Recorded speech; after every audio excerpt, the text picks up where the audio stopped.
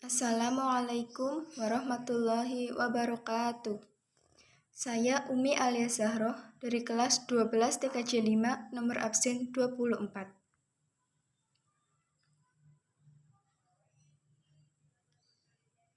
Di sini saya akan menjelaskan tentang teks cerita sejarah mata pelajaran Bahasa Indonesia.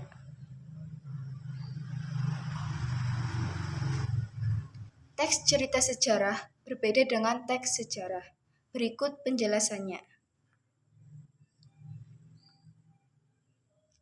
Teks sejarah adalah tulisan yang berisi cerita, kejadian, atau peristiwa yang benar-benar pernah terjadi atau berlangsung di masa lalu.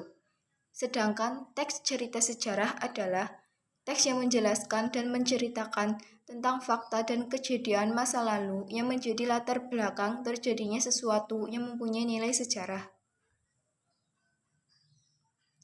Ciri-ciri teks cerita sejarah antara lain: 1. Disajikan secara kronologis. 2. Bentuk teks cerita ulang atau recount. 3. Struktur teksnya yaitu orientasi, urutan peristiwa, dan reorientasi. 4. Menggunakan konjungsi temporal seperti lalu, kemudian, dan lain-lain. 5. Isi berupa fakta. Struktur teks cerita sejarah yaitu 1. Orientasi. Bagian ini disebut juga bagian pengenalan. 2. Urutan peristiwa.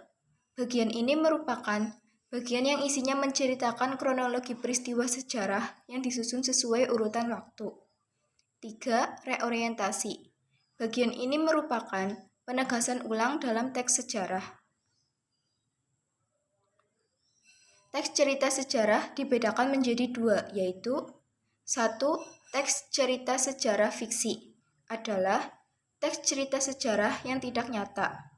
Yang kedua, teks cerita sejarah non-fiksi adalah teks cerita sejarah yang nyata. Nilai-nilai dalam teks cerita sejarah. 1. Nilai budaya. Nilai yang berkembang secara turun-temurun di masyarakat. 2. Nilai moral. Nilai yang berhubungan dengan masalah moral, berkaitan dengan nasihat. 3. Nilai agama. Nilai yang berhubungan dengan masalah keagamaan. 4. Nilai pendidikan. Nilai yang berhubungan dengan proses pengubahan sikap dan tata laku seseorang. 5. Nilai estetika. Nilai yang berhubungan dengan keindahan dan seni.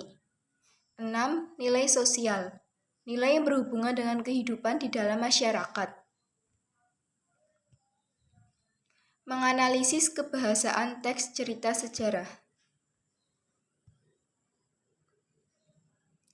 1. Kata ganti atau pronomina adalah kata yang menggantikan benda atau sesuatu yang dibendakan. 2. Menggunakan nomina adalah kelas kata yang menyatakan nama dari seseorang, tempat, atau semua benda yang dibendakan. 3. Kalimat bermasa lampau. Penggunaan kalimat yang menyatakan peristiwa pada masa lampau. Contoh ketika ada kalimat pada tahun 1773. 4.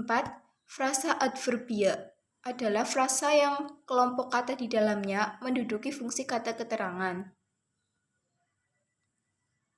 5. Frasa nomina adalah kelompok kata yang dibentuk dengan memperluas sebuah kata benda. 6. Frasa verba adalah kelompok yang terbentuk dari kata-kata kerja. 7. Verba material merupakan kata kerja berimbuhan yang mengacu kepada tindakan fisik ataupun perbuatan yang dilakukan secara fisik oleh partisipan. 8. Konjungsi kausalitas dan konjungsi temporal. Konjungsi kausalitas, suatu peristiwa terjadi karena suatu sebab akibat tertentu. Konjungsi temporal merupakan kata sambung waktu untuk menata urutan peristiwa. Sekian dari saya dan terima kasih. Wassalamualaikum warahmatullahi wabarakatuh.